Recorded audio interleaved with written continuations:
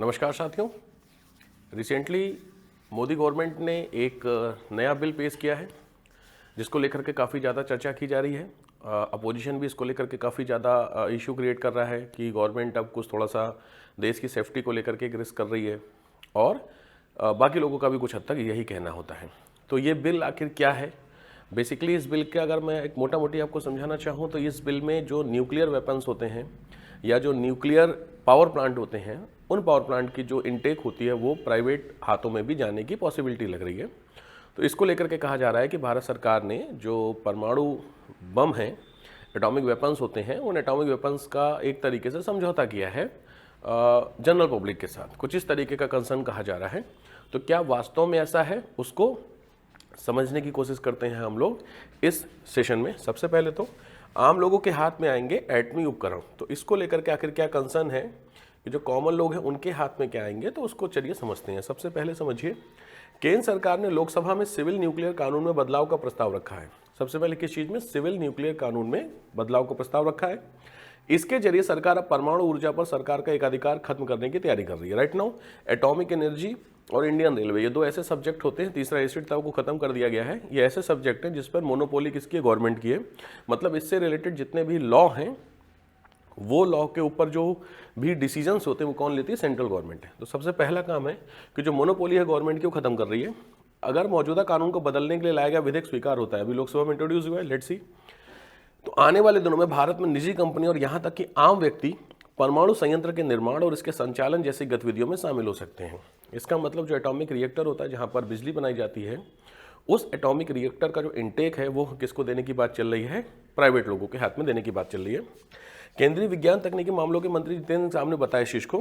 किसने पेश किया है? केंद्रीय विज्ञान तकनीकी मामलों के राज्य मंत्री। तो ये थोड़ा सा प्रीलिम्स के लिए पॉइंट ऑफ व्यू से बताया गया कि इस विधेयक को कानून बनवाकर सरकार 2047 तक कुल 100 गीगावाट परमाणु ऊर्जा पैदा करने के लक्ष्य को पूरा करने का प्रयास कर रही है। तो जो मेन टारगेट आपका है वो 100 gigawatt energy of nuclear power है। तो देखते हैं इसके कंसर्न को लेकर के क्या क्या चीजें होती हैं। तो आप सबसे पहले समझिए व्हाट इज द फ्रेमिंग। तो कह रहा है सिविल न्यूक्लियर कानून में बदलाव के लिए जो विधेयक लाया गया है, इस बिल का नाम रखा गया है sustainable harnessing and advancement of nuclear energy for transforming India, which is simply known as the Shanti 2025 bill, जो कि थंबनेल में भी है। इसके जरिए सरकार परमाणु ऊर्जा कानून, एटॉमिक एनर्जी एक्ट 1962 और परमाणु क्षति के लिए नागरिक दायित्व अधिनियम 2010 को वापस ले लेगी, जो बेसिकली है उसको वापस ले लेगी। मौजूदा समय में भारत में परमाणु पदार्थों, ऊर्जा और उपकरणों के इस्तेमाल को लेकर यही दोनों कानूनी दिशा निर्देश दिए गए। तो अभी हमें एटॉमिक एनर्जी की बात की जाए तो अभी एटॉमिक एनर्जी आपका right now atomic energy act 1962 और नागरिक दायित्व अधिनियम 2010 इन दोनों के थ्रू अभी हो रहा है। इसमें प्रेजेंट टाइम में ये हमारे जो एटॉमिक एनर्जी से रिलेटेड जितना भी कंटेंट है वो इन दोनों एक्ट के थ्रू ही क्या होता है? रेगुलेट होता है। अब इस विधेयक में ऐसी खास बात क्या है उसके बारे में समझते हैं। शांति 2025 विधेयक में परमाणु ऊर्जा के उत्पादन, इस्तेमाल और नियमन के लिए एक नया वैध ढांचा तैयार करने का प्रस्ताव, एक लीगल फ्रेमवर्क बनाया जाएगा जिसके थ्रू चीजों को आगे प्रोसीड किया जाएगा। इसके अलावा रेडिएशन के मानकों को लेकर भी इस विधेयक में कई नियम शामिल किए गए हैं। जो रेडिएशन वगैरह होते रहते हैं उससे रिलेटेड भी चीजें इसमें कही गई हैं। इस विधेयक में यह भी कहा गया कि परमाणु ऊर्जा भारत की स्वच्छ ऊर्जा जरूरतों के लिए काफी अहम है। परमाणु ऊर्जा पर बहुत ज्यादा फोकस किया गया है। इसके अलावा जैसे जैसे ऊर्जा की मांग वाली तकनीकी जैसे आर्टिफिशियल इंटेलिजेंस, डेटा सेंटर उत्पादन की मांग जिस हिसाब से बढ़ती जा रही है, उस हिसाब से हमें लगातार इन अल्टरनेट ऑफ जो फ्यूल्स होते हैं उस पर लगातार फोकस करने की आवश्यकता पड़ रही है। तो इस सिचुएशन को लेकर के भी काफी ज्यादा गवर्नमेंट कंसर्न होती है।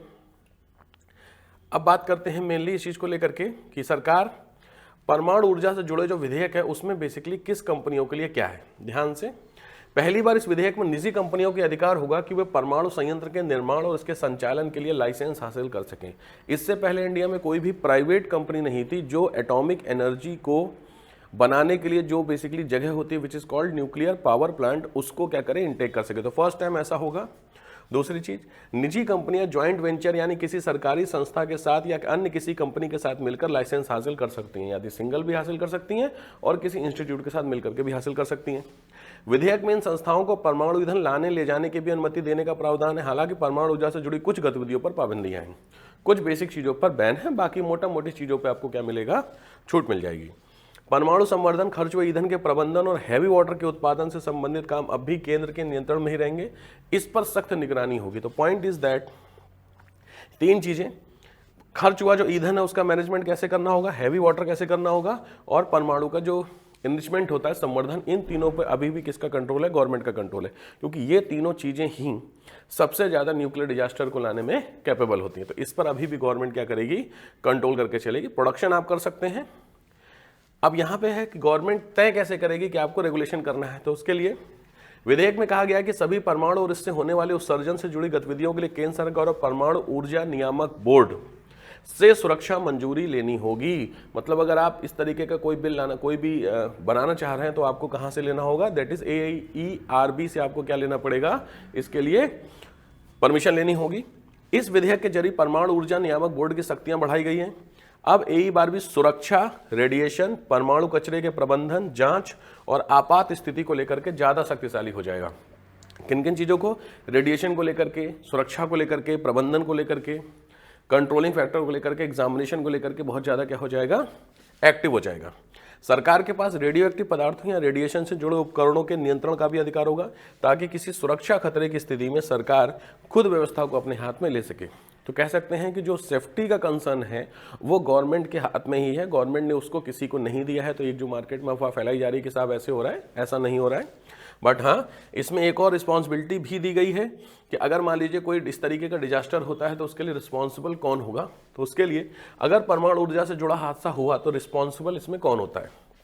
तो इसके लिए परमाणु ऊर्जा अगर भारत की ऊर्जा जरूरतों को पूरा करने में सहायक है तो इसका गलत प्रबंधन हादसों के लिए भी रिस्पॉन्सिबल हो सकता है, नुकसान भी हो सकता है। एक्सीडेंटल बहुत सारे केसेस हुए, चेरनोबिल का केस था, फुकुशिमा रिएक्टर का केस हुआ, तो बहुत सारे ऐसे केसेस हुए हैं जो ह्यूमन के लिए बहुत मेजर डिजास्टर साबित हुए हैं। तो उसको रोकने के लिए सरकार ने कुछ नियम बनाए हैं। ऐसे में सरकार ने विधेयक में परमाणु हादसों को ध्यान में रखते हुए कुछ बेसिक्स रूल बनाए हैं।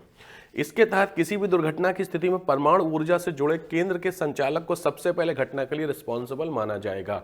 It means nuclear power plant का जो मेन हेड है वो रिस्पॉन्सिबल माना जाएगा किस चीज के लिए, अगर कोई इस तरीके का डिजास्टर होता है, और उसे नुकसान की भरपाई करनी होगी। इसमें कहा गया है कि परमाणु केंद्र का संचालक हर तरह के नुकसान और तबाही के लिए जिम्मेदार होगा, सिवाय किसी खतरनाक प्राकृतिक आपदा से। यानी नेचुरल डिजास्टर के थ्रू अगर कोई नुकसान हुआ है तो ऐसा कुछ नहीं होगा, बट उसके अलावा कोई भी तरीके का अगर डिजास्टर होता है तो उसके लिए रिस्पॉन्सिबल किसको माना जाएगा, उस पर्टिकुलर संचालक को।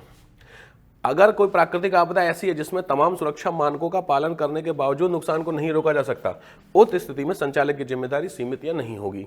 मतलब हमने जितने भी सेफ्टी स्टैंडर्ड थे उसको फॉलो किया और नेचुरल डिजास्टर आया जिससे कुछ नुकसान हुआ तो उसमें जो मालिक होंगे उनकी कोई इश्यू नहीं होगा। इसके अलावा सशस्त्र संघर्ष, गृह युद्ध, आतंकवाद की घटना या विद्रोह की स्थिति में भी परमाणु इंस्टॉलेशन के संचालक की जिम्मेदारी सीमित या तय होगी। मतलब इसका मतलब आपने एटॉमिक रिएक्टर बनाया तो उस एटॉमिक रिएक्टर में कुछ इस तरीके के सेफ्टी स्टैंडर्ड को करिए कि कोई भी कॉमन पर्सन उसके अंदर ना जा सके। टेररिस्ट एक्टिविटी, जनरली जो टेररिस्ट अटैक होता है उसमें उसको कैप्चर करने की बात की जा रही है, तो उसको रोकने के लिए भी आपको कहा जा सकता है। विधेयकों में यह भी कहा गया है कि अगर नुकसान का मुआवजा संचालक की तय जिम्मेदारी से ज्यादा है तो अतिरिक्त मुआवजे के लिए केंद्र सरकार रिस्पॉन्सिबल होगी। मान लीजिए बहुत इस तरीके का डिजास्टर होता है जिस डिजास्टर में काफी ज्यादा लोग मारे गए हैं और एक पर्टिकुलर कंपनसेशन की लिमिट के बाहर जा रहा है, तो जो एक्स्ट्रा आपका कंपनसेशन होगा वो कौन देगा, सेंट्रल गवर्नमेंट देगा। तो अल्टीमेटली कहा जा सकता है कि इस तरीके की जो रिस्पॉन्सिबिलिटी दी गई है, ये रिस्पॉन्सिबिलिटी कहीं ना कहीं लोगों के प्रति जागरूकता भी लाएगी। दूसरी चीज है, कोई भी कॉमन पर्सन या कोई भी ठीक ठाक जिसके पास पैसा है वो अप्लाई नहीं कर सकता, क्योंकि कुछ बेसिक्स कंडीशंस यहाँ पे फॉलो अप करनी पड़ेंगी। तो जो इस समय कहा जा रहा है कि गवर्नमेंट आम आदमी के हाथ में एटम बम ला दे रही है, इस तरह की जो बातें की जा रही हैं अपोजिशन के द्वारा, ये कंप्लीटली डिनायबल है, इसको हम नहीं मान सकते। बट हाँ, गवर्नमेंट धीरे धीरे इस चीज़ को कर रही है, क्योंकि आने वाले दिनों में हमें क्लीन एनर्जी पे ज़्यादा फोकस करना होगा। क्लीन एनर्जी के लिए हमको कुछ इस तरीके से मार्केट से फंडिंग जुटानी पड़ती है। ठीक है, चलिए फिर मिलते हैं आपसे नेक्स्ट वीडियो में। थैंक यू, जय हिंद।